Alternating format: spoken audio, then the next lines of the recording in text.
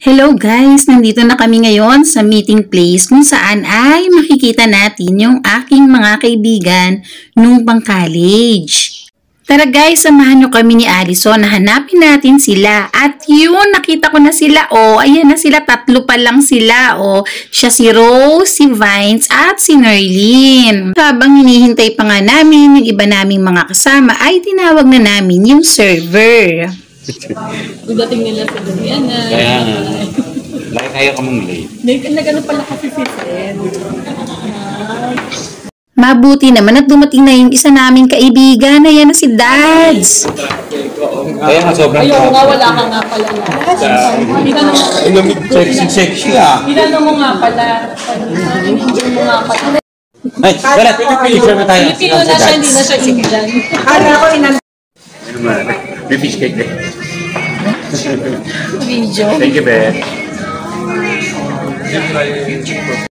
Napagkasunduan na naming umorder dahil hanggang alas 9 lang daw itong restaurant na to at medyo matatagalan pa yata yung aming mga hinihintay na kaibigan. Beth, video mo. Oo, naka-video ko.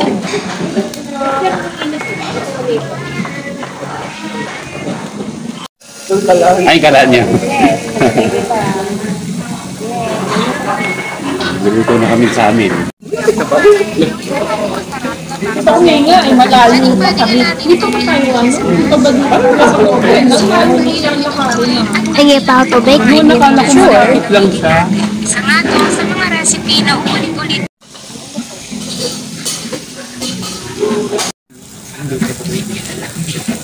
Ayan, at galit-galit muna kami at kami nagugutom na talaga. Ang tagal pa nga dumating nila Sel at nila Joel. Nasaan na kaya yung mag-asawang yon? Mabuti naman at dumating din sila at malapit na magsarado itong restaurant. Uy, Selo, may cheese. Masarap yung ganyan.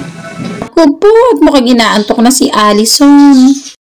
Nasama yun? Redo sa kanya. Treat nga pala ito ni Maring Rose dahil talaga napaka-generous nitong ating kaibigan na ito na tuwing uuwi ng Pinas ay talaga namang hindi niya kami nalilimutang ilibre. Papuntahan mo na yung pagong pang Pasko.